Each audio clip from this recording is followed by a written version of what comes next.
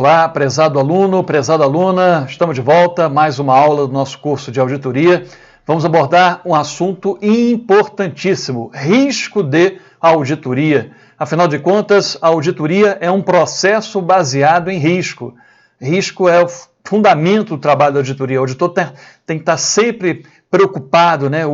Quando ele usa o seu ceticismo profissional, o julgamento profissional, sempre atento à possibilidade de algum risco de distorção relevante e, como resposta a esse risco avaliado, o auditor define uma estratégia, né, como resposta a essa situação de risco avaliado, um conjunto de procedimentos com maior ou menor extensão, profundidade, aplicação também dos procedimentos e testes em uma data mais remota ou mais próxima da data das demonstrações financeiras. Tudo isso gira em torno da avaliação do risco e da resposta ao risco por parte do auditor. Então vamos abordar o risco de auditoria, o que é, como ele se compõe, o risco inerente, o risco de controle, o risco de distorção relevante e o risco que tem a ver com o teste, com o procedimento, com a eficácia do teste de auditoria, procedimento de auditoria que é aplicado pelo auditor, o risco de detecção. É importante que a gente entenda o conceito, saiba distinguir claramente cada um desses elementos de risco, mas também em que entendemos que você consiga entender as relações existentes entre cada um desses elementos de risco. Tudo bem? Então vamos lá. O título da aula: risco de auditoria, risco inerente, risco de controle e risco de detecção.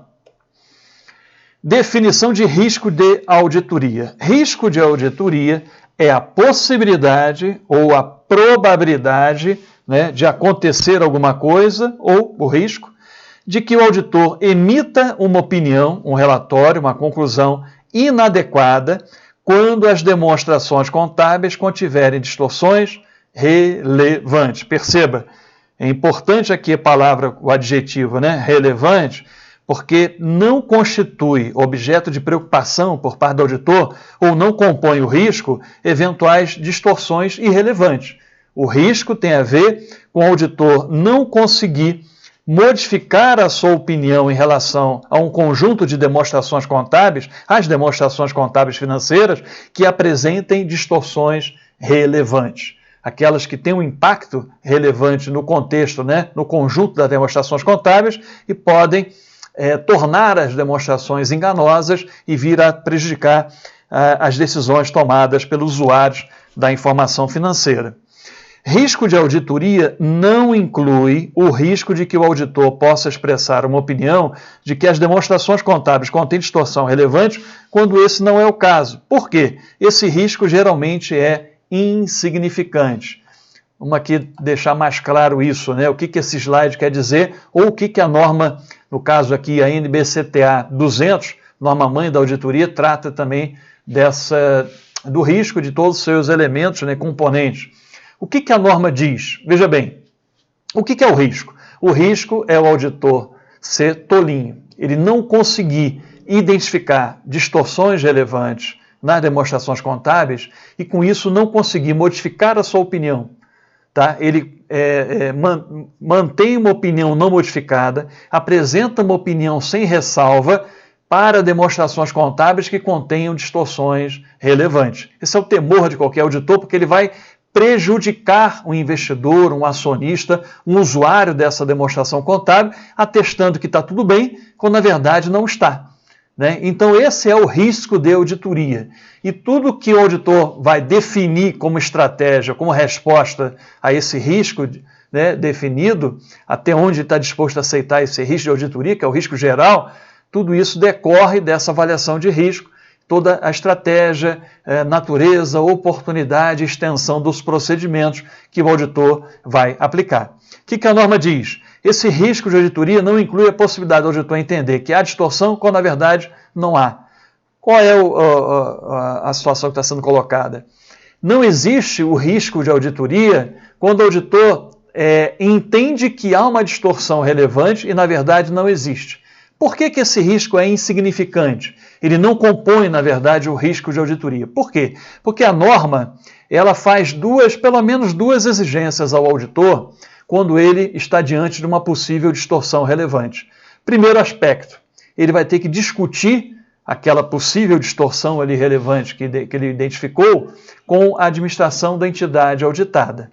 Fatalmente, nesse debate, nessa discussão, o auditor vai concluir que não há distorção, né? Uma discussão ali de contador para contador, auditor com a administração da entidade, vai discutir o assunto e a administração vai esclarecer para o auditor que não se trata de uma distorção relevante. É muito provável que aconteça isso, né? E a norma ainda exige uma outra atitude por parte do auditor diante de uma possível distorção relevante. O auditor vai ter que aprofundar os seus exames ou aplicar procedimentos adicionais para se certificar, se assegurar que de fato existe aquela distorção relevante ou dissipar eventual dúvida a respeito. Então veja bem, sempre o auditor vai ter um esforço adicional diante de uma possível distorção, a ponto de perde um pouco de tempo no trabalho, mas conclui que não há distorção, por isso esse risco é insignificante, a norma diz assim, não compõe o risco de auditoria. O risco de auditoria ou o risco geral do trabalho é o auditor emitir uma opinião inadequada perante demonstrações contábeis que contenham distorções relevantes, ou emitir uma opinião sem ressalva, com opinião não modificada, perante demonstrações contábeis que contenham fraudes, erros com efeito relevante. A demonstração está enganosa e o auditor não constatou, continuou emitindo uma opinião não modificada sem ressalva. Esse é o temor de qualquer auditor. Vamos ver de que maneira esse risco de auditoria, quais são os componentes e as relações, o que o auditor tem que fazer para manter esse risco de auditoria, dele não errar na sua conclusão, na sua opinião, num patamar mínimo, né, reduzir ao nível aceitavelmente baixo. Seguindo, eu coloco esse gráfico aqui para você entender, né, as possibilidades do risco de auditoria. Perceba primeiro aqui, o risco é o auditor concluir pela irregularidade, né, quando na realidade a gestão é regular. Lembra que essa possibilidade aqui embaixo não compõe o risco, não compõe o risco. Ele é insignificante.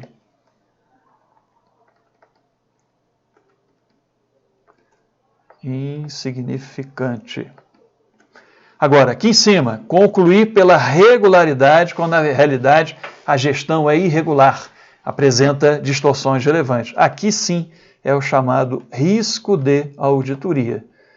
O auditor que entende que está tudo bem e não está nada bem e apresenta uma opinião atestando para os usuários da demonstração, olha a consequência, o auditor emite uma opinião sem ressalva atestando, olha, podem fazer suas análises, podem tomar suas decisões econômicas baseadas nessas demonstrações contábeis, que eu atesto que elas estão livres de distorção relevante e não estão. Aqui sim é o risco de auditoria. Vamos seguir, agora vamos ver cada um dos 5 elementos. O primeiro você já viu, o risco de auditoria, né? Olha, é o risco de opinião, conclusão inadequada. Vamos ver os demais componentes. O risco inerente é aquele intrínseco a determinada conta, classe, transação ou afirmação contida nas demonstrações contábeis. Depende da natureza da conta. Tem contas que apresentam um risco inerente maior do que outras. Por exemplo, no âmbito do ativo, né? Vou falar aqui para vocês. No âmbito do ativo, vamos na lógica. Na sua visão, no seu entender, qual a conta do ativo que apresenta um risco intrínseco, inerente, maior? Não é aquela que tem maior liquidez? É isso mesmo. Caixa, banco, disponibilidade apresenta um risco inerente maior. Tá? É mais provável que haja distorção no caixa e banco, ou até mesmo apropriação indébita, do que no ativo imobilizado, no ativo, né, não circulante. Então, veja bem, no âmbito do ativo, existem contas, como caixa e banco, que apresentam um risco inerente maior. Agora, lógico, o auditor não analisa apenas o risco inerente, ele analisa também o sistema de controle interno existente naquela conta, para mitigar o risco inerente e tornar ali o risco residual ou de distorção relevante num nível menor, né? O que resta de risco, ele fica mitigado pela ação do controle interno. Mas eu queria, antes de falar do risco de controle, já estamos falando combinado, é difícil falar do risco inerente sem falar do risco de controle, porque você pode ter um risco inerente grande numa determinada conta, pela sua natureza, mas se o controle é eficaz, ele mitiga esse risco inerente e o risco que resta, o residual, acaba ficando, às vezes, num patamar ali médio, né, ou até mesmo baixo, dependendo da eficácia do controle interno como resposta. Mas antes eu queria dar mais um exemplo, né, comparativo de risco inerente. Vamos para pagamento de salário, né, folha de pagamento versus outras formas de remuneração.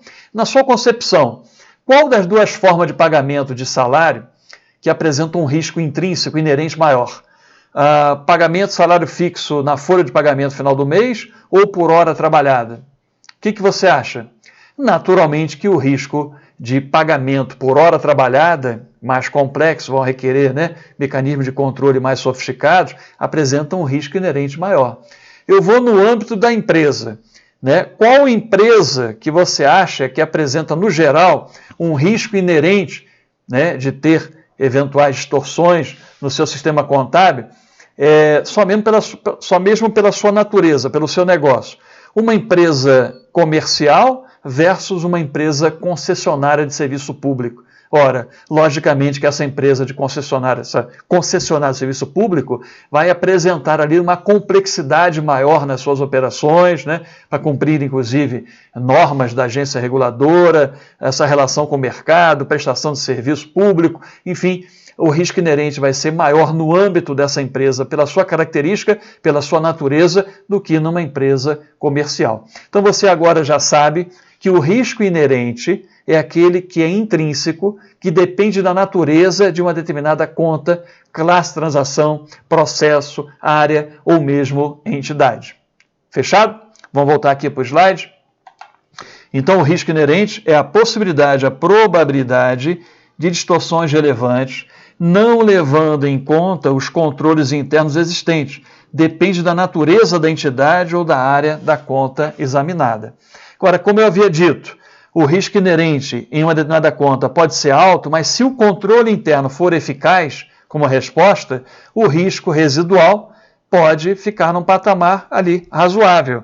Então, o que é o risco de controle? É a probabilidade de que os controles internos não consigam prevenir ou detectar erros e fraudes relevantes e corrigir esses erros e fraudes tempestivamente. Depende, né? O risco de controle depende muito da eficácia do controle interno. Quanto mais eficaz for o sistema de controle interno, menor será o risco do controle vir a falhar, né? Quanto menos confiável, menos eficaz for o sistema de controle, maior será o risco de controle. O que é o risco de distorção relevante? É o somatório do risco inerente e do risco de controle.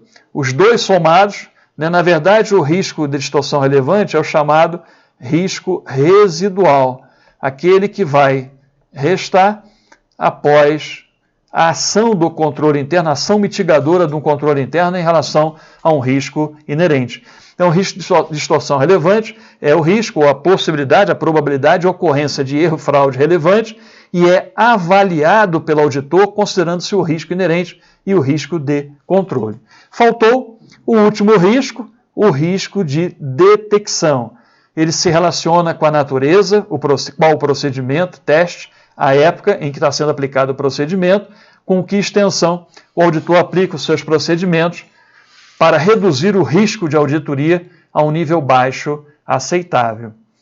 Então, mais um conceito de risco. Agora, para que a gente entenda, para que você entenda melhor essa relação, eu coloco aqui no gráfico, primeiro que eu mostro que matematicamente a gente pode, né, provar essa relação de que o risco de auditoria se compõe pelo risco inerente, o risco de controle e risco de detecção, ou, como a norma diz, o risco de auditoria, da possibilidade do auditor vir emitir uma opinião, uma conclusão inadequada perante demonstrações ou gestão que contém a distorção relevante, ele é uma função entre o risco da distorção relevante, também chamado residual, você já sabe disso, e o risco de detecção. Quando o risco de distorção relevante, que é combinado, né, inerente mais o controle, for alto, o que tem que acontecer com o risco de detecção a ser aceito pelo auditor? Ele tem que ser reduzido. Há uma relação inversa, uma correlação negativa entre o risco de distorção relevante e o risco de detecção.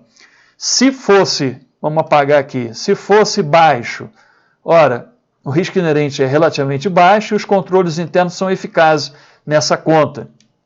O auditor poderia aceitar um risco de detecção mais alto. É sempre uma relação inversa, diminuindo ali o volume e a extensão dos seus testes, dos seus procedimentos. Mas eu quero fazer uma provocação para você aqui, né, na situação anterior. Quando aqui for alto, aqui embaixo, o risco de detecção tem que ser reduzido. Pergunta: o que o auditor tem que fazer para reduzir o risco de detecção? Vamos na lógica? Então, traduzindo para você responder de forma mais tranquila. O auditor avaliou uma determinada conta e, pela sua natureza, percebeu que o risco inerente é alto. Foi avaliar o controle interno mantido em relação àquela conta e percebeu que o controle interno também não era confiável, apresentava deficiências significativas. Ou seja, o risco da distorção relevante, que é o somatório entre o risco inerente e o risco de controle, era alto. O auditor, então, nos seus testes, nos seus procedimentos, que vão determinar o risco de detecção a ser aceito pelo auditor, esse risco de detecção tem que ser reduzido. O auditor tem que diminuir a possibilidade de não vir a detectar eventuais fraudes, erros de efeito relevante sobre demonstração contábil. Pergunta: o que o auditor tem que fazer para reduzir esse risco dele não vir a detectar eventuais distorções relevantes? Vamos na lógica? Primeiro, ele vai ter que ampliar a supervisão do trabalho, orientar, revisar o trabalho, né, conduzir mais de perto ou aumentar essa supervisão sobre a equipe. Segundo, ele vai fazer com que a equipe de auditoria mantenha o ceticismo profissional ou até amplie essa mente atenta, questionadora, atenção a possíveis fraudes, a contradições entre evidências, então vai ampliar o ceticismo profissional. Vai colocar na equipe da auditoria um pessoal mais experiente. Ao invés de colocar um auditor júnior, trainee, ele vai colocar pessoal sênior, auditores mais experimentados na equipe. Está percebendo? Estou indo na lógica, né? São respostas mais globais que o auditor adota em relação a necessidade de redução desse risco de detecção, dele não vir a detectar eventuais distorções relevantes. O que mais? Ele vai modificar a natureza dos testes, aplicando um procedimento de auditoria que revele uma evidência mais robusta, persuasiva, convincente. Então, outro tipo de resposta, né, atitude que reduz o risco de detecção. Ele aplica o procedimento de auditoria o mais próximo possível da data das demonstrações contábeis ou do fim do período a que se refere a auditoria, mais próximo de 31/12. E ele aumenta a extensão, a quantidade de processos, de procedimentos, de itens que ele vai examinar, aumentando ali a amostra, né, se for usado, né, se ele for utilizar a amostragem estatística ou não estatística, ele aumenta a amostra, aumenta a extensão dos seus procedimentos. Então, são várias formas de resposta ao risco de distorção relevante mais alto para o auditor reduzir o risco dele não vir a detectar eventuais distorções relevantes nos seus testes, melhorando a eficácia, vamos dizer assim, do planejamento e da execução do seu trabalho. Voltar? Então, olha, quando o risco de distorção relevante ou residual for alto, o auditor tem que reduzir o risco de detecção ao patamar, né? Vai ter que reduzir, diminuir, fazendo, né, adotando as medidas que eu já exemplifiquei para você. Fechamos? Ainda não. Só quero aqui chamar a sua atenção para mais um aspecto. Perceba, existem nessa relação aqui riscos, vou mudar a cor da caneta aqui, existem riscos que não dependem do auditor, colocar desse lado aqui, ó, riscos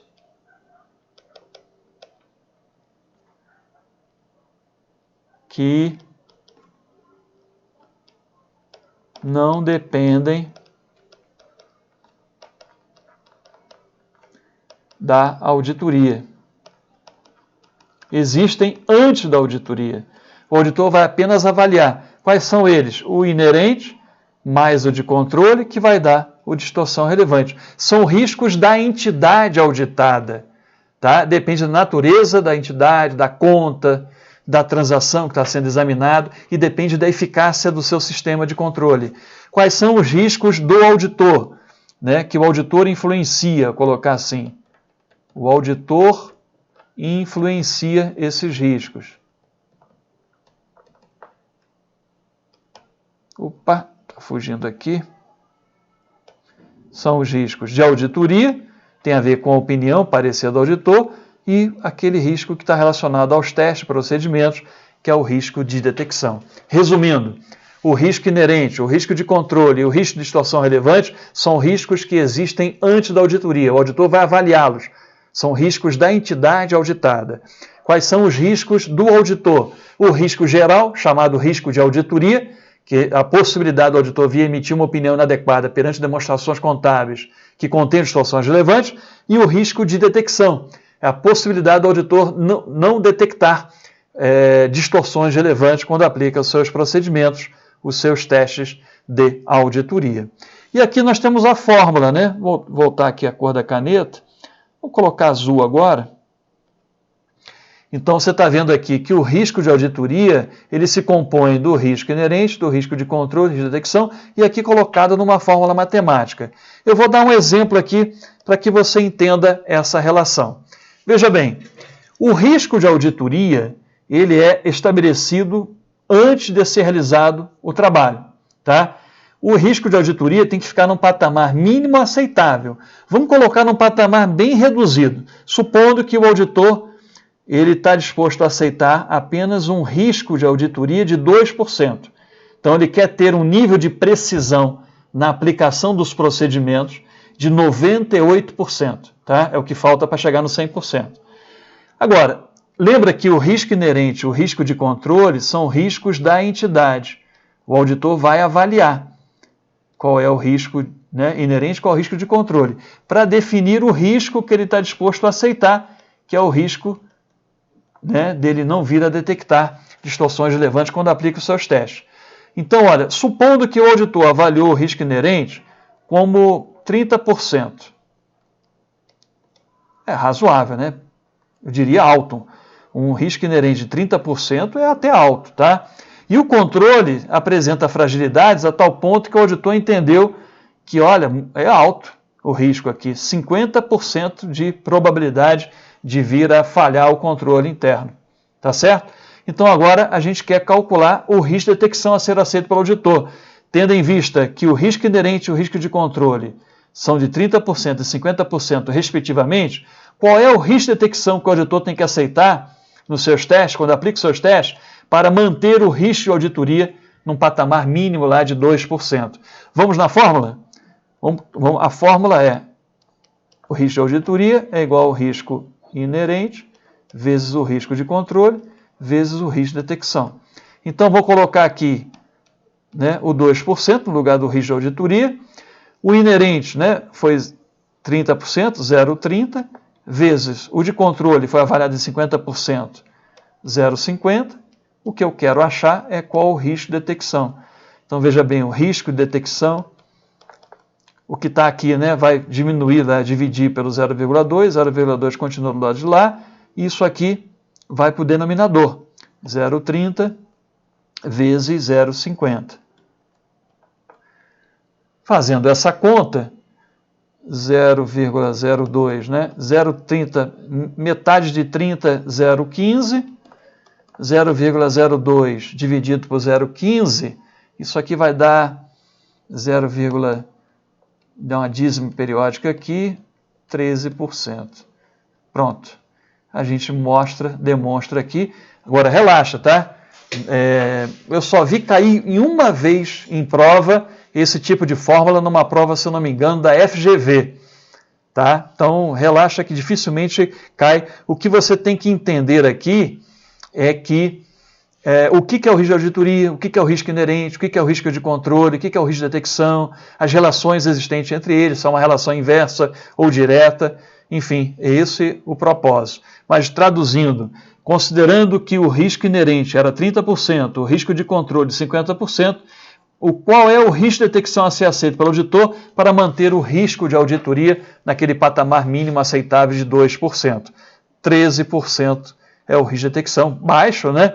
O auditor quer um nível de precisão na aplicação dos seus testes de 87%. Tem que ser bem eficaz, planejar adequadamente o trabalho, colocar o pessoal experiente, planejar, executar adequadamente, aumentar o tamanho da amostra, a extensão do trabalho, para diminuir aí a probabilidade de não vir a detectar distorções relevantes. Seguindo, fechamos, né? Fechamos então, abordamos aqui os principais aspectos relacionados ao risco de auditoria. Muita atenção em relação a esse assunto, tá?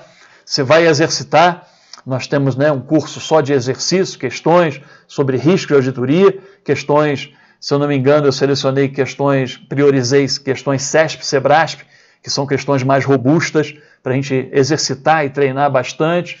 Eu acho que eu selecionei uma ou outra da Fundação Carlos Chagas, mas o foco maior em questões SEBRASP, CESP, SEBRASP, para que você exercite bastante e compreenda ali entenda, né, como é que as bancas, especialmente o CESP e SEBRASP, acabam cobrando em prova não só a questão conceitual, mas também as relações existentes entre esses elementos de risco. Recapitulando, nós temos 5 elementos de risco que você precisa saber distinguir cada um.